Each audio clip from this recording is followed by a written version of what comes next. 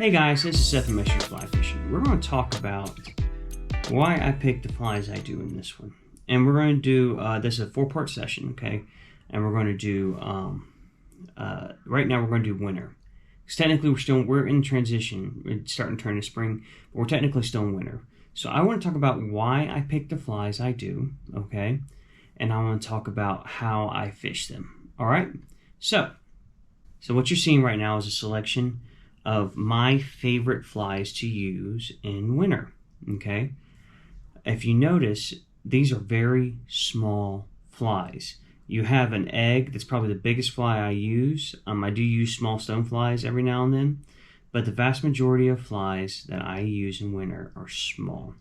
The egg is probably, like I said, the biggest pattern I use at that time. What you see here is very small variations of particular flies. You have a sexy waltz, you have a skinny waltz with a rust body, you have a size 20, I believe it's a size 22 hare's ear, and you have a size 22 black and red midge. These are all flies that I like to use at my bodies of water, okay? The next fly is, this is a size 18 hare's ear. This is as heavy as I go with a hare's ear during the winter. I usually use it as a point fly for a New Zealand rig, or I use it as a tag whenever I'm throwing, an egg for my winter gear, okay? So, next you're seeing here is an egg. This is just a variation, a type of egg with a orange bead head and some ecstasy, I guess you would call like a creamsicle type body with a jig hook, and this is a size 16 jig hook. I will usually fish this egg with that hare's ear as a tag. If I'm fishing the nymphs, I will put that hare's ear at the bottom as the point, and then have one of those smaller nymphs as a tag. Now, if it's real slow, I will put 2 of those really small nymphs and drag them underneath a yarn indicator, okay? These flies are basically what I cycle through almost all winter. Now, there are other things that I use, a red dart, blue dart. I do use, if we can show here, this is a very small stone, well, not very small, but it's a small stone fly pattern, okay? Compared to some of the other ones, this is a good winter size. I even go smaller than that. Look at this. When it is freezing and they're not eating anything, you can usually, with a really small stonefly imitation, this, you can get them to eat. I fish the ones I showed y'all first more than any other fly. However, if you stick sometimes in winter, if you stick to the same 3 or 4 flies, you're not going to catch fish. Because some days they just don't want to eat except that one little thing. So you could be fishing all week with a hare's ear, and then you come back the next week and they won't touch it, but they'll eat a zebra midge size 22. And you come back, they won't eat that 22 zebra midge, but they'll eat a size 20 waltz worm. But then you come back, they won't eat that waltz worm, but they'll eat an egg. You have to be willing to switch up. I'm just saying that consistently these flies catch me more fish in winter. Now, that being said, what about dry fly fishing in winter? Every now and then you'll get a day where the temperature will go above 50 and you can get some hatches. But you have to, still the fish may not even, I've had, may not even come up. I've had some days this past winter where it was 60-something degrees and no fish rose. No one was rising. It happens. It just happens. So the rule of winter is if they're not eating, make them smaller. I would say that about 50% of my fish this winter came right after a switch in size.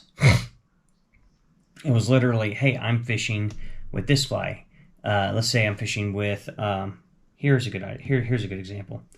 This is a big waltz worm, good for a point fly, okay? I'm fishing with that, I'm not catching anything. Well, if you switch down to something like where are we at? Like this, it's a little bit smaller. Something like that would entice usually a bite. So I would go from size 18 to size 20 or size 16 to size 18.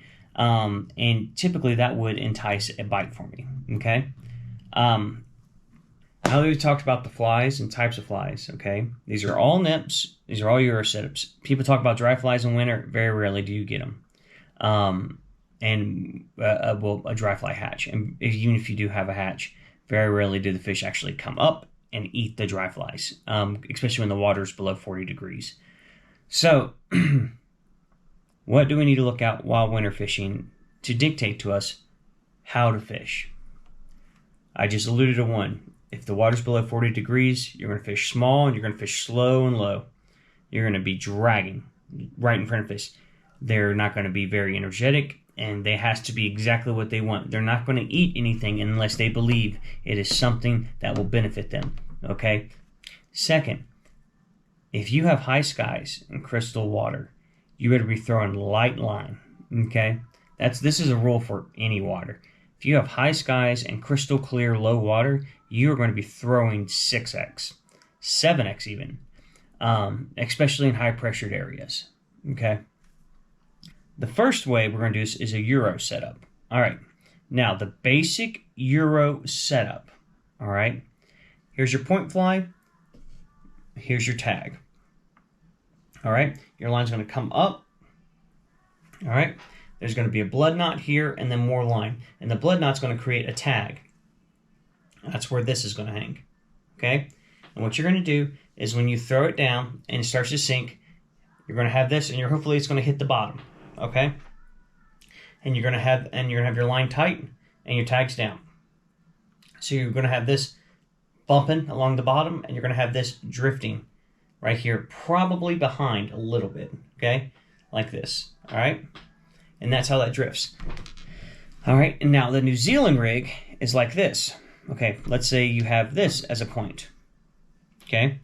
And you can tie them to the shank, the line to the shank of the hook to attach to the point. You can tie it to the eye. You can tie it a tag like a Euro rig if you want. I usually just tie it to the eye, okay? So, let's say I have this, and I have this, okay? Now, with the New Zealand rig, because it's not tight line, there's going to be some slack in your line.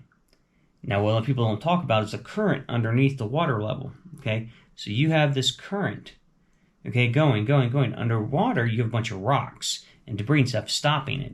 So what you have is you have strong current pulling this way and a weak current pulling under, and your line's doing a whole bunch of stuff. What you're wanting to do is give it enough line to where those flies sink low enough to where they're presenting pretty evenly, okay? Not to say that they won't be pushed or pulled all different directions. I'm just saying we're trying to give it the best chance that we can. So, it's going to look like this. You have your smaller nymph, and about 16 inches to, I would say 16 to 2 feet down, depending on how deep it is. You have your point fly, okay? So, it's typically, you're going to have some delay. So it's going to hit the water, it's going to go in, and this one's going to start sinking, and this one's going to start sinking, and what you're going to have is you're basically going to have this weight be the first one to get down to its maximum depth. And it's probably going to start pulling. When it starts pulling, it's going to pull this. Now, eventually, it's going to get below it, but when it gets pulled, it's going to pull it like this, okay? So, what we were trying to do is we're trying to get this fly, give it enough chance to sink before it gets pulled so you have the most optimal drift, okay? So when you throw it down, try to put it in a place that's not as busy, and you can have it to, like the water, so you can have it sink and then catch. A lot of times when you throw it right into a current, it will drop, but it's going to drop and not give it any tension between the indicator and it. Now, you don't want it tight to the indicator, but you want it to have some give, but not so much give that it's just a bunch of balled up stuff. So you want a little bit of tautness to the line, okay, to the rig. You want tautness between the small nymph and the big one too. Not necessarily real tight, but some tautness, okay?